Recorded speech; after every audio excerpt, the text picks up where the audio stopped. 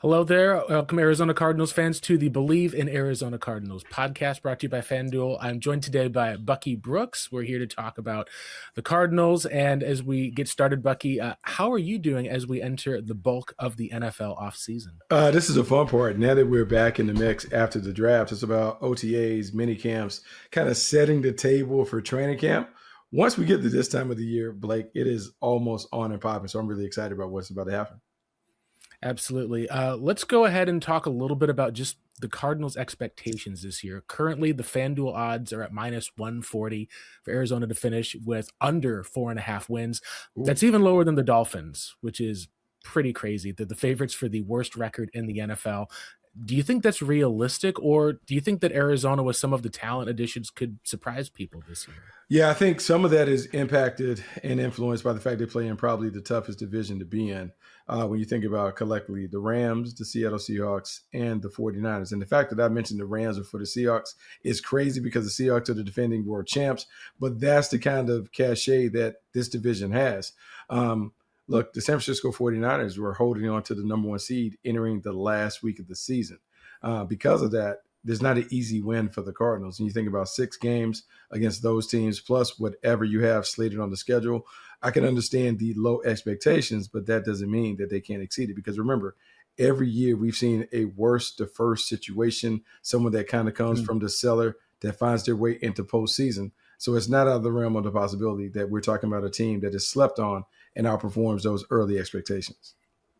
Indeed. Part of those expectations are going to be reset now that Jonathan Gannon has been let go from the Cardinals. They bring in new head coach Mike LaFleur, formerly worked with Kyle Shanahan with the Niners, was the offensive coordinator for the Jets, spent the last couple years under Sean McVay with the Rams. And, of course, we all know his brother, Matt LaFleur, very winning head coach with the Green Bay Packers. What does Mike bring to the table, you think, as a head coach for the Cards this year? Well, obviously, he's very familiar with the division. He's very familiar with the thought process and what is needed to win the division. And whenever you're building a team, the first thing you do is, how can we win a division? Because that secures the golden ticket to the postseason. So given his familiarity with those teams, he certainly understands how to build his team to be a nemesis of the teams that he used to work with and work for.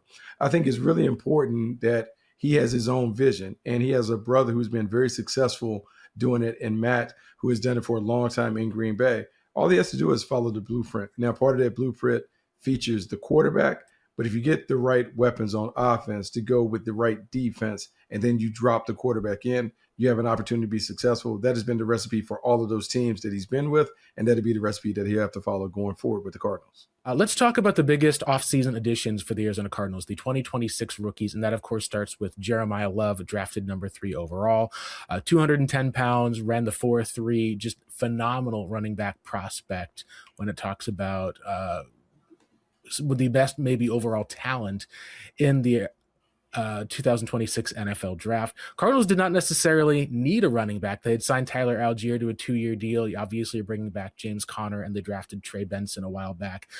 How does Jeremiyah Love and his skill set fit in with Mike LaFleur running this new sort of zone blocking scheme? Yeah, this is interesting because when I think about Mike LaFleur and why he would want a player like Jeremiyah Love, a lot of it is very similar to when the Rams just took over and they had a young quarterback in Jared Goff and they had Todd Gurley behind him. And what they did with him being an offensive player of the year, they utilized him in a variety of ways.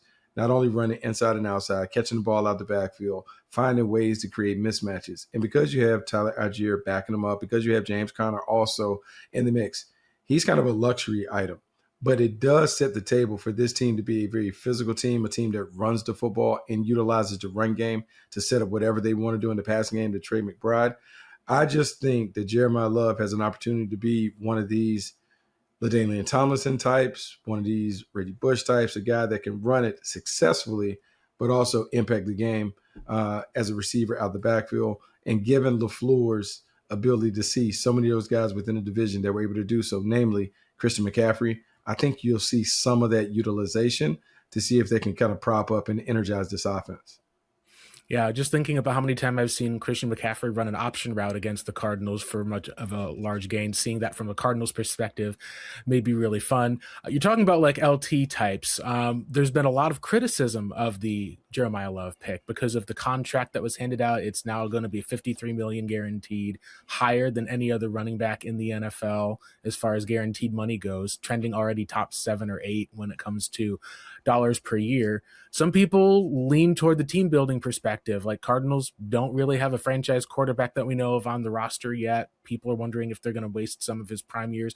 Other people say just take the best player available, being able to add that talent to open up a lot of other things for the rest of the offense. Which side do you kind of fall on when it comes to how things get structured for when you're building a team for the long term versus, hey, like, you got a chance at the best player in the 2026 draft, take that guy even if you got a Tyler Algier already on the roster? You can never go wrong taking great players. Never. So I'm always going to skew towards best player available. Having played in Green Bay under Hall of Fame executive and Ron Wolf, having scouted for John Snyder, those guys who really leaned heavily on the Ron Wolf's teachings, they talked about always take the best player, because if you take the best player, even at a position of strength, what you can do is auction off one of those pieces to get an asset that helps one of your weak points of your roster. So for Jeremiyah Love, even though we had Tyler Algier, even though we had Connors in the hole, he's an upgrade over those guys. So I want to take him. I want to give him an opportunity to be the bell cow for our offense. And even though we don't have a quarterback who we deem to be ready, he is going to make the entire offense better. I expect him to have an outstanding career, but more importantly, I expect him to make immediate impact as a rookie. And even if you have to run it through the running game before you're able to kind of throw it all over the yard to the weapons that you have on the outside, that is a good thing, not a bad thing. You can't go wrong taking a really great player. Yeah, with that rookie season right now, Jeremiyah Love is tied on FanDuel odds at plus 430 for Offensive Rookie of the Year. What do you think is a realistic season outlook for Love? Because I don't think that he's going to, he's obviously going to have some carries that are going to be split for the most part. When it comes to him as a rookie for like rushing or receiving yards, what could our expectations be for Jeremiyah Love? I'll put the number right at 1,500 and 1,500 scrimmage yards. So any combination of rushing yards and receiving yards, if he hit the 1,500 yard mark, I think that's a very successful year.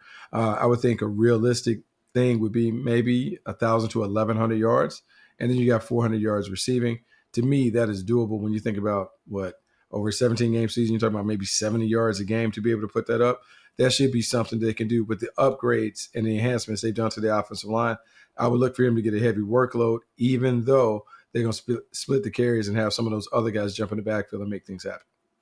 Yeah, I've got it somewhere maybe around like 800 or so rushing yards and 600 receiving yards, seeing some third down work and then picking up potentially as the season goes on. The last time the Cardinals had, I believe, a 1,500 yard season from a running back, it was David Johnson back in 2018. That was also a rough year for the Arizona Cardinals. They finished with the number 1 pick, ended up selecting Kyler Murray, but I've got that as kind of like a benchmark for seeing what Jeremiyah Love could be. And I think that he could be right up in there with the Rookie of the Year on the offensive side of the ball, depending on how Fernando Mendoza does with the Raiders. Yeah, look, he's going to be one of the front runners going in just because there was so much excitement about him during the pre-draft process. He's a household name. A lot of eyes are going to be on him. And as you know, the more eyes are on him in fantasy, the more likely the buzz is going to be about him in reality. Here's the thing that we do know. When you're a young coach and you're looking at your roster and you're looking at your offense and what can get going, you know that the easiest way to set the table is to get the ball in the hands of your best player. And if he's at running back, you can hand it to him 15 to 20 times and throw swings and screens and all of those things to allow him to impact the game. I know it's going to be a backfield by committee in some way, shape, or form, but I think he's going to have plenty of opportunities to make his mark. I think he should be the front runner to maybe be the Offensive Rookie of the Year. Yeah, that's awesome news for Cardinals fans who are going to be looking forward to that, because the rest of the season is something that remains to be seen. Cardinals went and doubled down in the NFL draft when it came to running the football. They go out and get Chase Besantis at the top of round 2, guy who is a athletic freak, did every drill at the combine this year, competitive, from New Jersey. You got a blue collar mentality that a lot of coaches talked about. And he's also a guy that is probably going to slot in at the offensive guard spot. What kind of an impact can he have with this new zone blocking scheme? I think he could do either power or zone blocking, was part of his flexibility coming out. When watching a lot of tape, he just would be able to carve open a lot of lines. Wasn't used as much on counter plays, but he did show athleticism to be able to be on the move in some of those spots as well. What are you thinking about his impact as a rookie offensive guard? He's one of my favorite players to watch in the draft. I think he's a talented technician. He has some nastiness to his game that you absolutely love as a tone setter on that front line. In his own scheme, his athleticism and his technique will flourish. It will allow them to really get to the edges as he's sealing that interior part of the offensive line on those front side runs. And then in pass protection, he's a masterful quick setter, meaning he's going to get his hands into the defender quickly. He's going to eliminate some of that penetration up the middle. That means regardless who's playing quarterback, they should be comfortable throwing right from the middle of the pocket, which is exactly what you want if you're Mike LaFleur. You want a guy that is comfortable in the pocket, and the only way to do that is have Chase Basantis really protecting him as he's trying to create a fortress in front of the quarterback. Yeah, Cardinals also signed Isaac Seumalo away from the Steelers, and Chase Basantis, one of those guys. He's a little bit shorter arm, which is why he's not at the outside tackle spot. But once he got his hands on you, it was over as far as it came to protection. Let's do another small school shout out. Cardinals didn't add a lot to the defensive side of the room, but they did draft Caleb Proctor out of an FCS school, and I Bleav it was Southeast Louisiana. I loved him in the pre-draft process, just watching him as an upfield penetrator, being able to see him against LSU and some of the high leverage competition. What do you know about him as far as an addition to Arizona's defensive line? Well, look, man, anytime you take a small school guy, what you're hoping is that some of the flashes that you saw in tape are able to translate. Now, you also recognize that it may take him a little longer to find his thing. If he's a popcorn kernel, it may take him a little while for it to pop and fully develop on that stage. But I love the energy. I love the motor. The effort stands out every time you see him play. The relentlessness gives him a chance to be a factor. And surrounded by some veterans that should command some attention, he should be able to kind of make his mark as a key contributor early before ascending to a role that might see him as a part-time starter or a guy that is a valuable role player for this team. Yeah, absolutely. Just thinking about him next to Walter Nolan, if Nolan's able to draw some of those double teams, being able to see what Proctor is able to do to split upfield. I think Arizona, they're missing Calais Campbell, who goes to the Ravens this past offseason, so they're really going to be depending on some of these younger players in the rotational defensive line, along with another veteran like Andrew Billings. When it comes to small school adjustments, Proctor was the first FCS player that was drafted this past year. A lot of that, I think, is just because NIL money has made it where more and more players are now transferring and moving along into different places. He chose to kind of stay at his school. What do you think as far as when it comes to NIL and players, and how has that impact really changed the landscape of college football? Because in the Cardinals side, they really get the first FCS player because all of these other guys are transferring to different schools for the name, image, likeness dollars. Yeah, it's interesting because it used to be viewed as a negative when a guy would bounce around and transfer schools. Like you saw him as somebody who was afraid of competition. You saw him as someone who wouldn't stick it out. As soon as things get hard, is he going to flee and run? Now it's not viewed exactly in that light, but you do want to discover, like, okay, what made him stick? What made him go?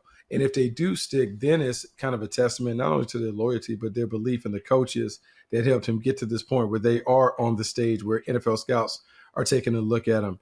The overarching theme when it comes to like small school guys and whether they stay or go, how do they stack up in those high leverage games? Meaning when they have an opportunity to punch above their weight, do they show up? How do they handle playing Power 4 schools? And even when we're talking about a very transient game, as a scout, you're looking for matchups. So regardless of where you bounce around, I am looking to see how you perform against a team that has other similar graded pros. If you can hold your own in games like that, then I'm pretty confident that you're going to hold your own when you get to the league. I definitely agree there. Let's kind of start to wrap it up a bit, talking with the weakest area for the Arizona Cardinals as they enter this season, which is the quarterback room. And that's just because when you're talking about when you don't have one quarterback, you've got three. That's kind of the spot that the Cardinals are in. Currently, they're expected starter Jacoby Brissett is holding out. He's not showing up at OTAs, wants a new deal. He ended up being exceptional as a passer last season, but in a lot of different ways, some of the metrics just didn't quite add up because they were throwing the ball so much. Obviously, we talked about Cardinals with 31st in rushing. We know they want to be a bit more balanced this past year. What are some of the strengths that you see of someone like Jacoby Brissett when it comes to Arizona? Because a lot of fans, honestly, they look at that 1-11 record and some are completely out on Brissett. Well, I saw the offense do take steps forward. when he was in there this past season, and it seemed like the run game wasn't really supporting him. What are some thoughts you have on Jacoby, at least? And is it right for him to be holding out for getting a new restructured deal for the Cardinals? Yeah, really tough one because there's so many layers to this answer. Jacoby Brissett is a solid, what we call bridge quarterback, a solid guy to get you from one franchise quarterback to the other. He has played enough games where, look, he's going to run the offense the way that you see fit. He's going to kind of limit the amount of turnovers and mistakes that he has for him to position. I don't know how much he can elevate your team, but he's solid. If you're the Cardinals right now, where you are in the rebuilding process, you're looking for stability. You're looking for someone that can just turn out solid performances until the rest of the team catches up and exceeds what he's able to deliver. Now, I understand why he's holding out, because if you tell me that the backup quarterback is set to earn more money than the starter, we got to go address that, and we got to sweeten the pot and make sure that it's right. How successful he will be in that strategy, we'll see. But I understand why he is, and eventually I believe the Arizona Cardinals will cave a little bit, meet him somewhere in the middle when it comes to his demands, and use him as the starting quarterback. That said, Carson Beck is intriguing because Carson Beck follows on the profile of guys who tend to have a lot of success in this league. Guys who have had a lot of snaps, guys who've been 3-year starters, guys who played for 2 championship caliber programs and had success as the leader of those teams. They tend to kind of find a way to make it. I'm fascinated by him coming into the league as a 3rd-round pick, but I'm even more curious as to how they're going to build him up and put him in a position where he can showcase his talents in the preseason to see if maybe he can be the starting quarterback this season at some point. No, I agree. It seems like a lot of Beck's strengths are full field reads. Like, he did very well off of play action dropbacks in college. Obviously, there's been some questions post UCL injury about the arm strength for the most part. What do you see as some of the strengths and weaknesses of Carson Beck? Because I think he translates very well to Mike LaFleur's offense when it comes to being able to read the entire field, drop back, and then some of the accuracy that he demonstrated in college at Georgia and Miami. Yeah, he reminds me a lot of Kirk Cousins when Kirk Cousins was coming out of Michigan State. And I say that understanding that Kirk Cousins became a Pro Bowl player. He's the most, he's one of the best business people that I know in terms of the way that he has manipulated the franchise tag and earned a lot of money.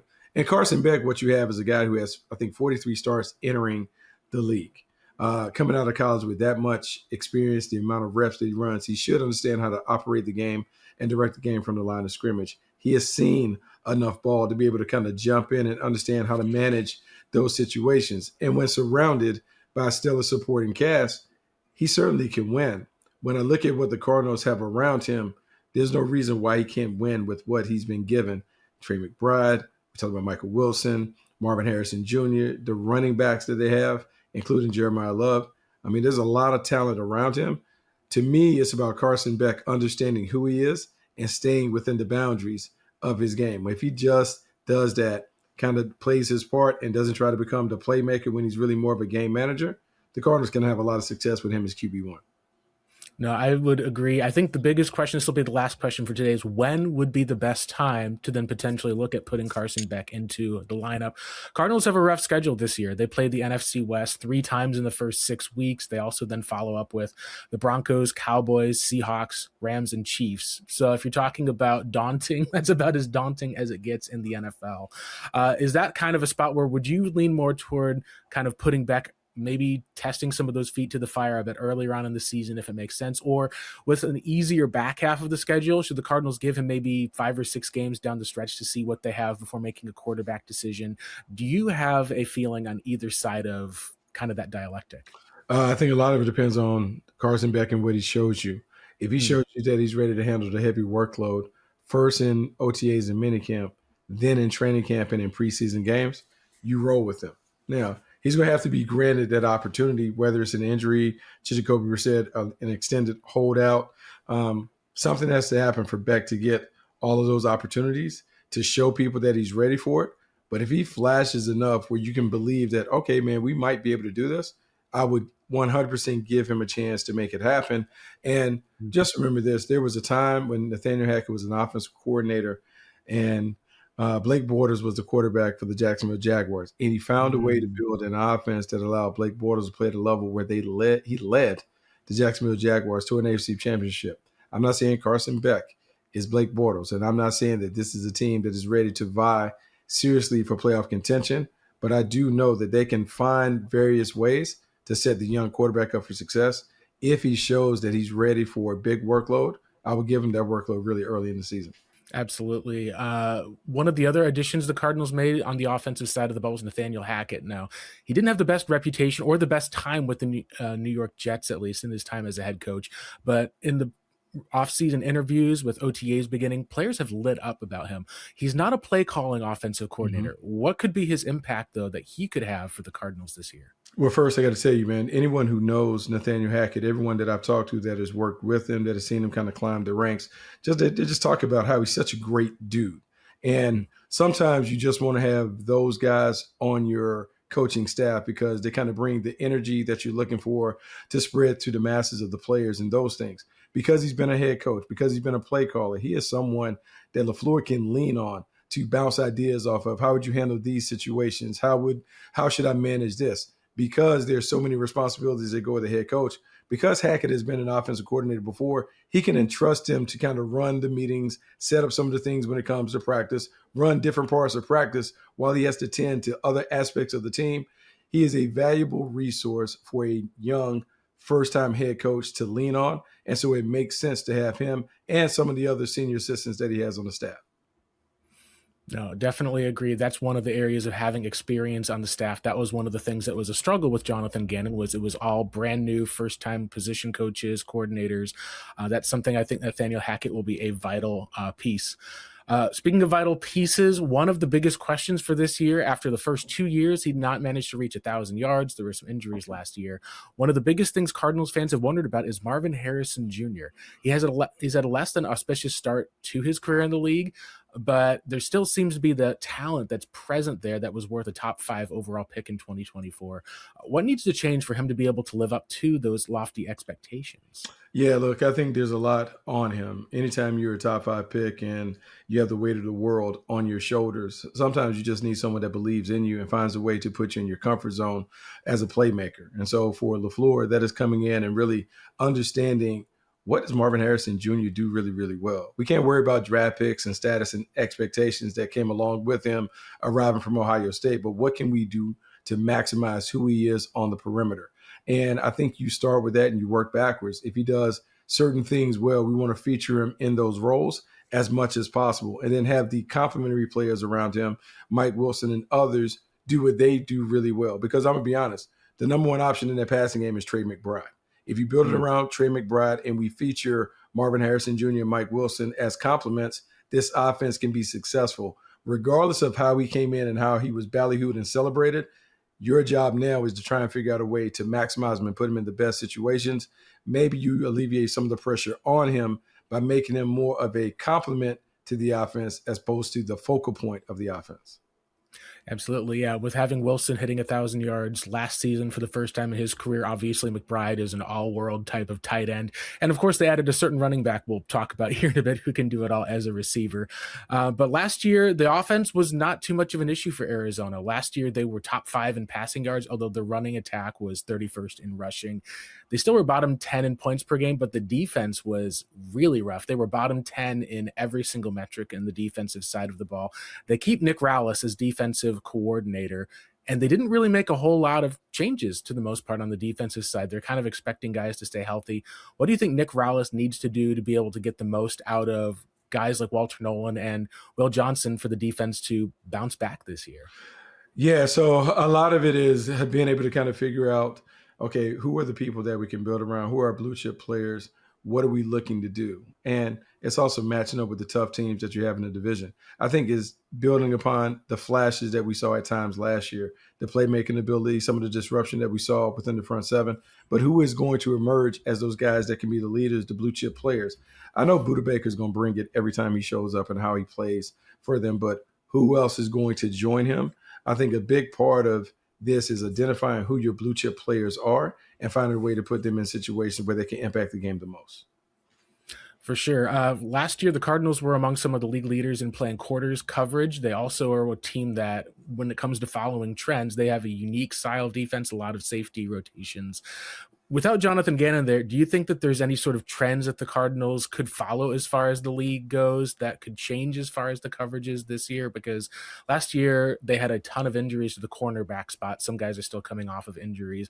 I'm just curious if you think there's going to be any changes that the Cardinals could make to adopt league trends that we're seeing with most of the teams playing cover two and trying to get teams to run the ball as kind of the yin and yang as the NFL goes back and forth. With one trend goes and they play cover two, you see teams run the ball. What could be some trends the Cardinals could maybe adopt that the rest of the league is using for some changes this year? Well, it'd be interesting because the league is also about to go to a thing where we're going to see more teams using 12 and 13 personnel. So how do they handle those things? How do they handle the ability to manage their defense with all the bigs on the field?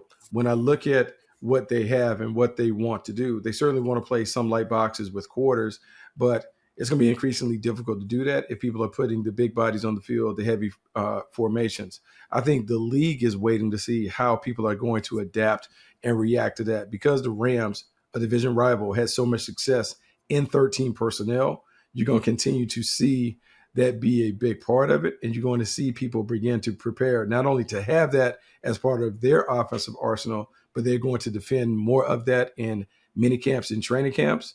I think it's yet to be determined in terms of the new trend and how the Cardinals can jump in. But I do know stopping multi-tight end formations is going to be a big part of whatever they do because it's coming. And the draft reflected that that is going to be a big part of the thinking that offensive coordinators have around the league. For sure. The hope, obviously, is that the Cardinals, by moving to some of this 12 and 13 personnel, bringing that over from the Sean McVay scheme under Mike LaFleur, that would help with the team being able to defend the 12 and 13 personnel, at least when it comes to some of the defensive adjustments that have been made. How do you think Buda Baker is able to fit into some of that? Because he's smaller, but we've been able to see, at least as far as star players for the Cardinals, they don't have many, and he's one of those guys that I've been able to see him play strong in the box, as well as being able to, while he's gaining a couple of years for the most part, he still has been very good overall in coverage. How does he factor into some of this defensive adjustment that the team is making and that the rest of the league is making to 12 and 13 personnel? Well, Buda Baker is also part of a trend. As much as I talk about 12 and 13 personnel, with the tight ends being a big part of it, you're seeing more teams utilize 3 safety looks. Buda Baker is a big part of that because his versatility, his ability to play in the slot, his ability to make plays in the box, and if needed, to be a split safety, he's shown the ability to do that. I think the big thing for Buda Baker is you want to make sure that you put him in a position to impact the game as much as possible. And given his success around the ball, even coming off the edge and blitzes and making splash plays, you just want to make sure that somewhere within that second level, he's given the freedom to roam and to make plays on the ball because he's one of the best see ball, get ball defenders that we have in this league.